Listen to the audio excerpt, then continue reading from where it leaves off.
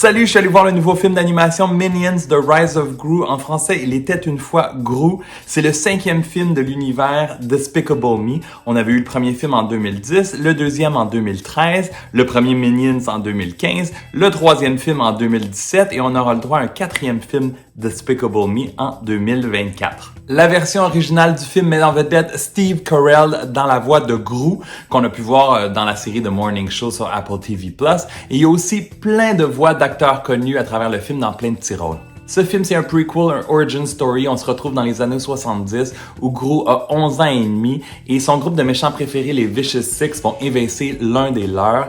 Et lui, il va passer une entrevue pour le poste, pour être la nouvelle recrue, mais ça va pas se passer comme prévu. Il va être kidnappé et amené à San Francisco et les Minions, Kevin, Stuart, Bob et Otto, vont se lancer à sa rescousse.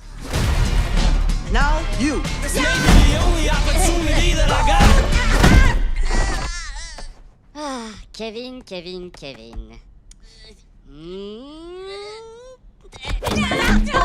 Ce film est officiellement le 2e film à vie pour mon garçon de 4 ans, Alex, qui avait vu La Patte Patrouille l'an dernier. C'est une sortie parfaite pour la famille. C'est aussi le plus gros film d'animation depuis plus de 3 ans, énorme succès au box-office. Et il y a aussi un trend très intéressant sur les réseaux sociaux qui a pris d'assaut TikTok, entre autres, où des groupes d'adolescents s'habillent chic et mettent le hashtag Gentle Minions pour partager le tout pour aller voir le film.